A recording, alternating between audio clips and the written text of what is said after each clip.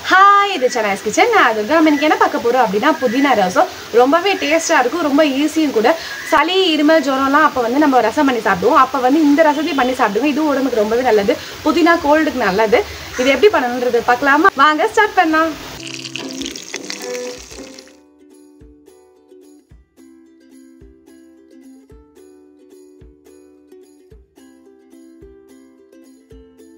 First ரசப்பொடி பண்ணிடலாம்.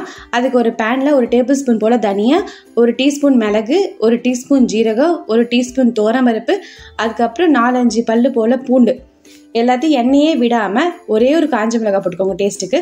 இல்லை எதுவுமே எண்ணெய் விடாமல் நல்லா ட்ரை ரோஸ்ட் பண்ணுங்கள். சிம்லேயே வச்சு ரோஸ்ட் பண்ணுங்கள். இப்போ பாருங்கள், நல்லா கலர்லாம் மாறிட்டு இது நல்லா ஆறுனதுக்கு அப்புறமா மிக்ஸி ஜாரில் மாற்றிட்டு நல்லா பவுடர் பண்ணி எடுத்துக்கோங்க.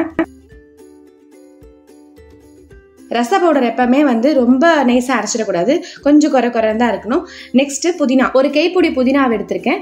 இதை வந்து நல்லா 2 தடவை தண்ணியில் அலம்பிட்டு அதுக்கப்புறம் நல்லா மிக்ஸி ஜாரில் போட்டு அரைச்சிடலாம். புதினாவை அலம்பிட்டு மிக்ஸி ஜாரில் போட்டாச்சு. இதில் எந்த அளவுக்கு தண்ணி விடணும் அப்படின்னா புதினா முழுகிற அளவுக்கு தான், பெருசாக அளவெல்லாம் எதுவும் கிடையாது. நல்லா தண்ணி விட்டுட்டு நல்லா நைஸாக அரைச்சிடுங்க. அந்த அரைச்சிட்டு நல்லா வடிகட்டிடுங்க. இதை நீங்கள் அப்படியே போட்டுட்டீங்க அப்படின்னா வாயில் வந்து அந்த சக்கெல்லாம் கிடைக்கும், அது நல்லா இருக்காது. அதனால் வடிகட்டி எடுத்துக்கோங்க. நெக்ஸ்ட்டு ஒரு பேனில் 2 டீஸ்பூன் எண்ணெய், 2 டீஸ்பூன் நெய் ரெண்டுத்தையும் விட்டுட்டு 2 சூடானதுக்கு அப்புறமா அதில் 1 டீஸ்பூன் போல் கடுகு, அதுக்கப்புறம் 1/2 டீஸ்பூன் ஜீரகம் ரெண்டுத்தையும் போட்டதுக்கு அப்புறம் கொஞ்சமாக கருவேப்பிலை, 2 பச்சை மிளகாய், நல்லா காரமாக இருக்க பச்சை மிளகாய் இருக்குது, அதனால் 2 போட்டிருக்கேன். நெக்ஸ்ட்டு ஒரு பெரிய தக்காளி குட்டி குட்டியாக கட் பண்ணி போட்டிருக்கேன். இது எல்லாத்தையும் போட்டு நல்லா வதக்குங்க. தக்காளி கொஞ்சம் வதங்கட்டும். தக்காளி 1 நிமிஷம் வதங்கினதுக்கு அப்புறமா கொஞ்சமாக கொத்தமல்லி போட்டு வதக்குங்க. வதக்கும் போதே கொத்தமல்லி ஆட் பண்ணீங்க அப்படின்னா இன்னும் வாசனையாக இருக்கும், அதுக்கு தான் ஆட் பண்ணியிருக்கேன். தக்காளி நல்லா வதங்கணும். நல்லா மையம் ஆனதுக்கு அப்புறம் மீதியெல்லாம் ஆட் பண்ணலாம்.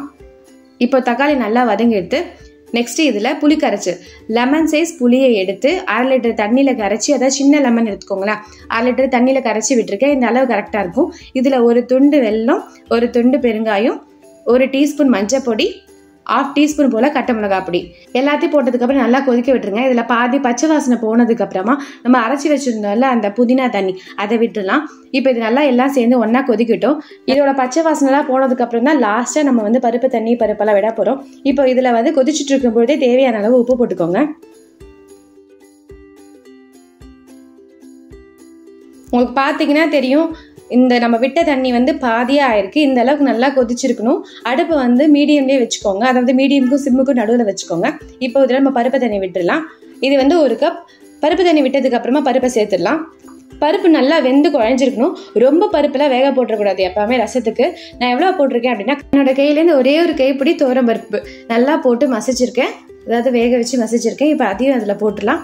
2த்தையும் போட்டதுக்கு அப்புறமா ஒரு 5 நிமிஷம் கொதிக்கட்டும். பருப்பு தண்ணி பருப்போட ரசம்லாம் ஒன்றா சேரட்டும். பருப்பை விட்டதுக்கு அப்புறமா வந்து அடுப்பை வந்து சிம்மில் வச்சுடுங்க. அப்படியே 5 நிமிஷம் கொதிக்கட்டும்.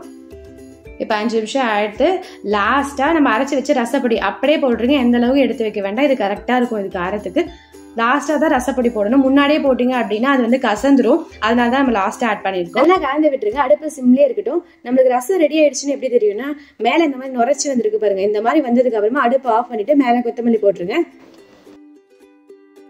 எப்பவுமே சாம்பாரும் ரசமும் பண்ணி முடிச்சதுக்கு அப்புறம் கொஞ்சமாக வந்து நெய்யில் வந்து தாளிச்சு கொட்டினீங்க அப்படின்னா ரொம்ப டேஸ்ட்டு செம்மையாக இருக்கும்.